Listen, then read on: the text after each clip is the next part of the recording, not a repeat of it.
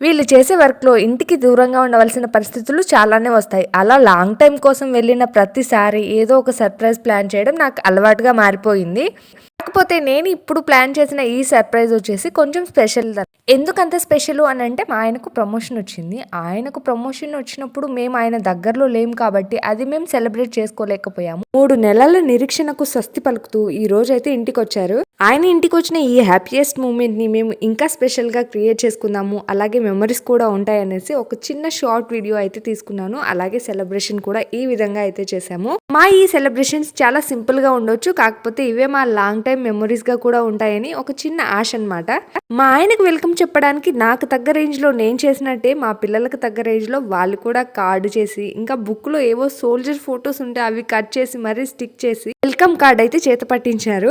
మా ఆయన నాకు చెప్పిన టైమింగ్ వేరు, వచ్చిన టైమింగ్ వేరు. ఈవినింగ్ వస్తానని ఆఫ్టర్‌నూన్‌కే వచ్చినారు. నాకు కాల్ చేసి స్కూటీ తీసుకున్నా ఇక్కడ మార్కెట్ దగ్గర ఉన్నాను అని చెప్తే నేను కాస్త టైంలో ఈ మాత్రమే అరేంజ్ చేయగలిగాను. లేకుంటే ఇంకా కొంచెం స్పెషల్‌గా అరేంజ్ చేసేదాన్ని. ఒక వీడియో నచ్చితే లైక్, షేర్, సబ్స్క్రైబ్. వీడియో ఎలా అనిపించింది కామెంట్ చేయండి.